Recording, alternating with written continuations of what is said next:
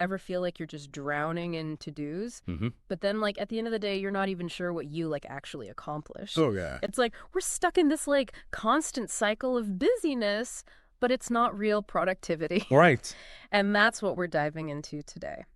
We've got this fascinating Big Think interview with Cal Newport, Oh, yeah, Cal Newport. author of Slow Productivity. I love that book. Yeah. He really flips the script on how we think about getting things done, Yeah. especially in the knowledge work world. Okay, so let's unpack this whole slow productivity thing. Yeah. Newport argues that our whole definition of productivity is, like, broken. Right. He says it's a relic from the factory floor, you know? Assembly lines. Assembly lines, think Model Ts. Exactly. Yeah. Back then, it made sense to measure productivity by Widgets. how many widgets you could churn out per hour. Right. But, you know, when you try to apply that to, like, writing a report or coding software or coming up with a marketing strategy, Right. it just doesn't fit. Yeah, it's like comparing apples and oranges. Totally. So we end up with this pseudo productivity, as Newport calls it. Yeah.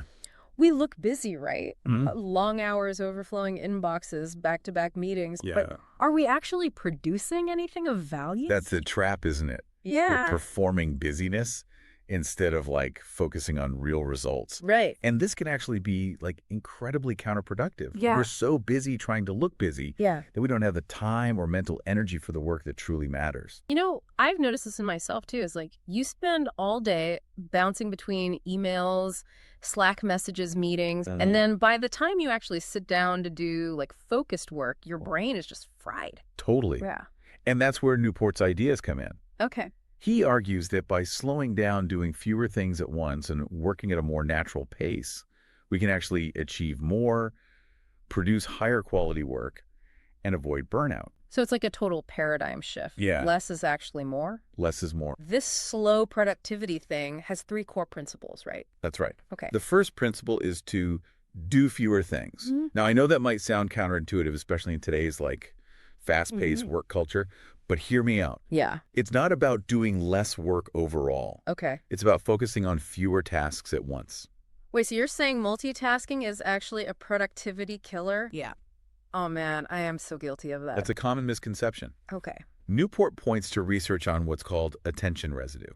Okay. Basically, when you switch from one task to another, your brain doesn't immediately follow. Right. Part of your mind is still stuck on the previous task, creating this, like, mental clutter Got it. that reduces your focus and efficiency on the new one. Wow, that makes so much sense. Yeah. It's like trying to write a report right after a chaotic meeting. They're still replaying those conversations in your head. Yeah. It makes it nearly impossible to concentrate. Exactly. Wow. And that constant mental juggling act is incredibly draining. Yeah. It's one of the biggest contributors to that feeling of overwhelm and exhaustion we were talking about earlier. For sure. Yeah. So instead of trying to do everything at once, we should be more deliberate about focusing on one thing at a time. Precisely. Okay. By eliminating distractions and giving your full attention to a single task, you can actually get more done in less time and produce higher quality work. Okay. Plus, you'll feel less stressed and drained at the end of the day. I like that. Yeah. Okay, that makes sense. So by focusing on one task at a time, we can actually produce better work and feel less drained. Right. This makes me wonder about the second principle, this working at a natural pace. Yeah. How does that work in, like, our always-on world? It's about recognizing that we're not machines, you know, designed to operate at maximum capacity 24/7. Right. We're humans with, like, natural rhythms Right. of energy and focus. Okay. Newport uses this example of seasonal work patterns from, like, pre-industrial times. Oh, I'm intrigued. Tell me more about that. Okay, so think about farmers. They have periods of intense activity, you know, during planting and harvesting seasons. Right. But also times of relative rest and recuperation. Yeah. This natural, like, ebb and flow Yeah. allowed for sustainable effort over the long term. So you're saying we should be, like, incorporating harvest and rest periods into our modern work week. Exactly. But how do you do that when, like, deadlines are looming and emails are piling up? It's not about ignoring deadlines, Okay. but rather about understanding your own energy patterns Right. and working with them, not against them. Okay. Maybe you're most focused in the mornings, Uh-huh. so you block off that time for, like, deep work Okay. and then tackle less demanding tasks in the afternoon. Okay. Or perhaps you need, like, a short break every hour to recharge and avoid mental fatigue. I've definitely noticed that, like, if I push myself too hard for too long, I just hit a wall. Yeah. And then my productivity just plummets. It's like my brain just shuts down. Exactly. And that's when you're most susceptible to burnout. It's about finding a sustainable rhythm that allows for periods of intense focus, Okay. but also includes time for rest and rejuvenation.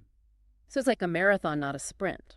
Exactly. You need to pace yourself if you want to reach the finish line. That's a great analogy. Okay, so we've covered doing fewer things and working at a natural pace.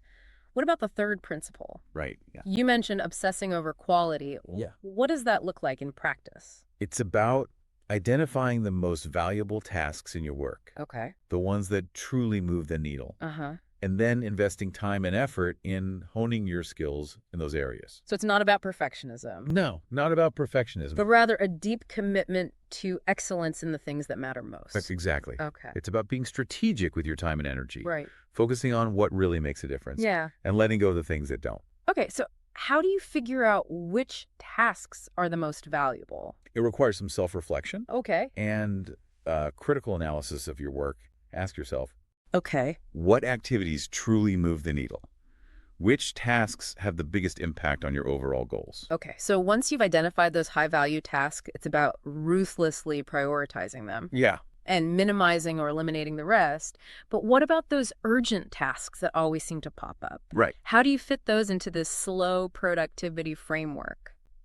Yeah, it feels like those urgent tasks are always derailing my best intentions to focus on the important stuff. Right. How do you balance those competing demands? It's tricky, for sure.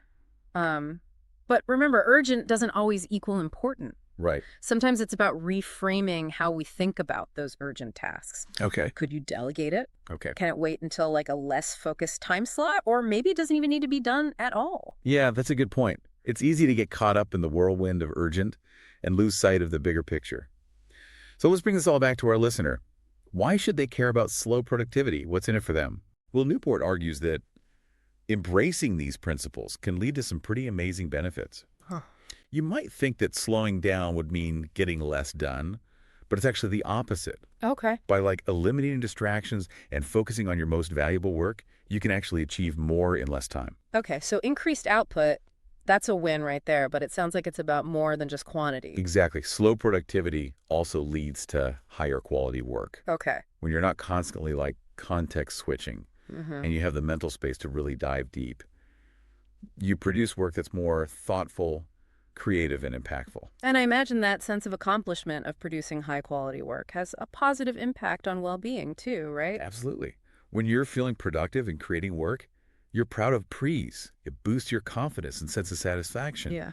It reduces stress and contributes to a more sustainable and fulfilling work experience. I like that. It's about working smarter, not harder, and finding more joy in the process. Yeah, this has been so insightful. So to recap, slowing down, focusing on fewer things, and obsessing over quality can actually lead to better results, increased well-being, and maybe even rediscovering some of the joy in our work. It's a total paradigm shift in how we think about productivity. Yeah. It's about challenging those ingrained assumptions we have about busyness equaling productivity and embracing a more mindful and intentional approach to work. I love that. Now, before we wrap up, I know you always like to leave our listeners with something to ponder. What's a thought-provoking question they can take away from this deep dive? Oh, great question. Yeah. If you had to pick just one of Newport's principles of slow productivity to focus on, which would it be and why? That's a great challenge. Which principle resonates most with you right now, and how could you start implementing it in your own work life? It's about taking that first step towards a more mindful and fulfilling way of working. Yeah, I love that. And for our listeners, if this conversation sparked your curiosity, we encourage you to explore Cal Newport's work further and see how these principles might apply to your own life. You might be surprised at the impact they can have.